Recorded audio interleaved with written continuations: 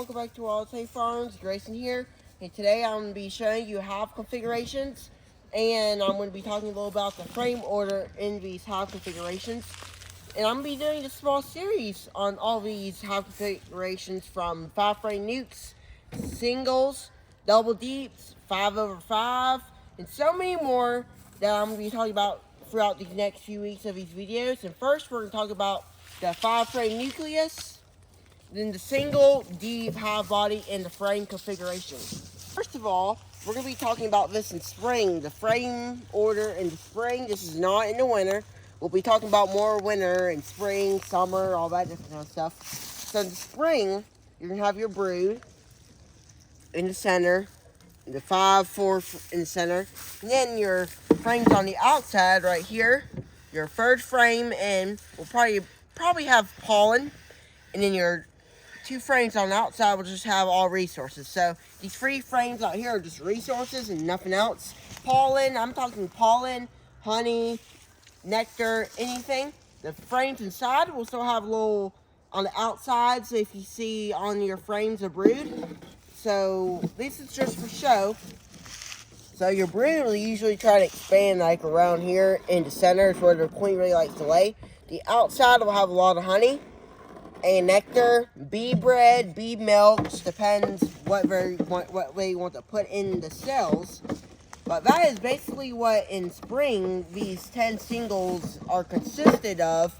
In the spring, in the outside frames are just resources. Inside's brood, the outside is honey and pollen and other resources. Thing is about the 10 frame is whenever you add a package of bees, they start from the center, right? Always in the center is where the 5 frames in the center, they're going to start ringing out. Then they're going to start expanding from each frame to each frame to each frame, and then until they run out of space and you're going to have to add another box, or you may want to split them because you may just want to keep them in this one deep. So they always come from the center and expand to side, always different depending on what bees you have and where you're located, what they like to do. But usually, ideally, they always start in the center and move their way out. But there's been times they can start from one side and to go to one side. This is a 5-frame nucleus that many beekeepers will use in spring. If you want to buy ours, please feel free to email me. I'll leave my email in the description below if you want to look into a box like this. It's just pretty simple. I made a video just not too while back about tips to build it, and I used this exact nuke to show. So let's get into the frame order of the colony of the 5-frame nucleus. Kind of similar to the 5-frame, but the thing about it, they don't have all that room, so they got to do the version of this, but smaller. So usually your center frame, the outside of your second frame, the outside or the inside of that second frame is going to have brood, and then the other side, outside of the second frame is going to have like pollen, bee bread, a lot of different things, resources. You never know because the bees will store different things. I can't tell you that this is where this is going to be this is going to be this. It's just always resources on the outside because the queen likes to work on the inside. The inside is where she likes to lay. Like I said, she'll lay in the center, and then they'll fill out the outside with the bee bread, royal jelly. Also, if you're going to try to raise queens, you always got to make sure you have royal jelly and pollen. So they need a lot of resources for queen breeding, queen rearing, finish your colonies, all that different kind of stuff. So make sure you have all your different resources in your colony. And they always build up around spring, summer, and fall for winter. They always provide and try to get enough resources so they can have enough resources to go through the whole winter without starving out or running out of resources. And that's why some of us beekeepers, like myself, try to feed our bees just in case they run out of all their food that they have and then they starve. So it's better to be safe than sorry on your feeding. I've been getting a lot of questions lately for our candy boards. So many of you ask, how do I build my candy boards? How do I make your candy boards? So I, here pretty soon, will make a video on making candy boards. Because I've been getting a lot of questions for that a few times, like 2 questions already throughout like a month of my candy board making. Thought I'd just talk a little about that. I'll make a video coming up here pretty soon about making them. It's a simple recipe, nothing too complicated. So these are the two common hive configurations and frame orders that many beekeepers, as myself, use.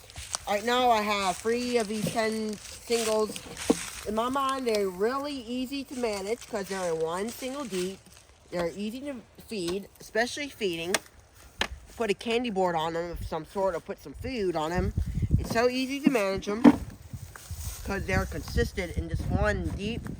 And another thing to think about, if you have a 10 frame and your 5 frames are just full of stuff, resources, brood, I mean anything, and your outside frames are filled with nothing, you can easily take the 5 frames and set them into your 5 frame nucleus. But note, don't manipulate or move any of these frames to one another in the winter. That is a terrible idea to do. Please don't do that. I'm just showing you some hive configurations and frame orders so you'll know better kind of how everything is placed, match, kind of what the bees do, because that's ideal. So their question is, when do I manipulate my frames? If you're going to manipulate frames, I would suggest doing it in the fall, or sometime in fall when it's warm, to manipulate frames. Manipulating is like, say if all your frames are misjudged, all mismatched, like what this one has brood, this one has pollen, brood, honey, brood, it's just all mismatched. You can come in here and kind of organize them. That's what we mean by manipulating frames. So it's good to know the order before you go and manipulate and mess with your frames. So that's why I wanted to talk about frame manipulations and a little bit of the frame order and the hive configurations, with which there's so many different hive configurations to choose from, so many different options. But these are just a few of all the bunch. These are the 2 types of hive configurations and frame orders. Hope you enjoy. Consider to subscribe and click the bell so you know each time I do a new video, you won't miss out on any video of mine. Thank you guys for watching. Take care. We'll see you on the next one.